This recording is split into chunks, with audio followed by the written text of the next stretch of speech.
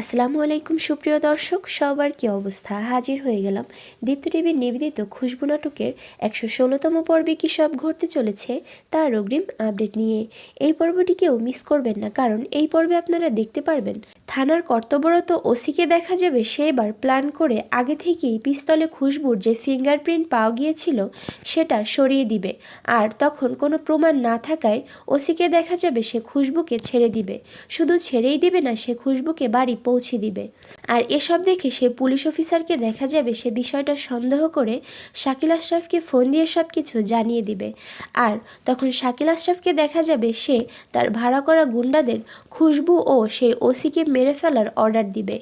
ওইদিকে শাকিল আশরাফকে দেখা যাবে সে তার ওয়াইফ মিলা যে নতুন অ্যাসিস্ট্যান্ট এনেছে তার সাথে কথা বলে মিলা কী লুকোচ্ছে সেটা জানার চেষ্টা করবে, এবং এই অ্যাসিস্ট্যান্টের সাথে তার কতদিনের সম্পর্ক, তাকে কতদিন থেকে চেনে সেটা জানার চেষ্টা করবে। কিন্তু সেই অ্যাসিস্ট্যান্টকে দেখা যাবে সে তার কথার কোনো উত্তর না দিয়েই সেখান থেকে চলে যাবে।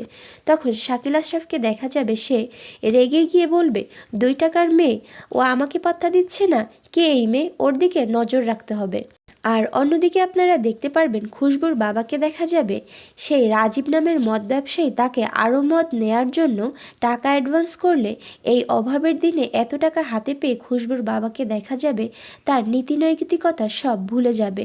সে বলবে, যে টাকার জন্য একদিন আমাকে গ্রাম ছাড়া হতে হয়েছে, আমার মুখে কালি লেগেছে, একদিন সেই টাকার গামছা দিয়েই আমি সেই কালি মুছব।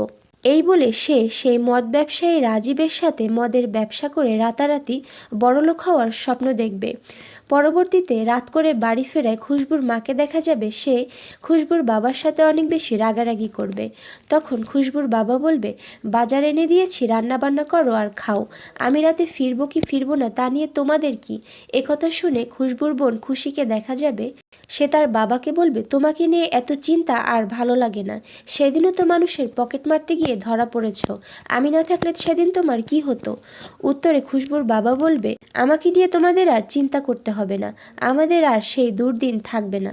আর এছাড়াও থাকছে আশ্চর্য সকল ঘটনা। সুতরাং সবাইকে খুশবু নাটকের আগামী পর্ব দেখার আমন্ত্রণ রইল। ধন্যবাদ।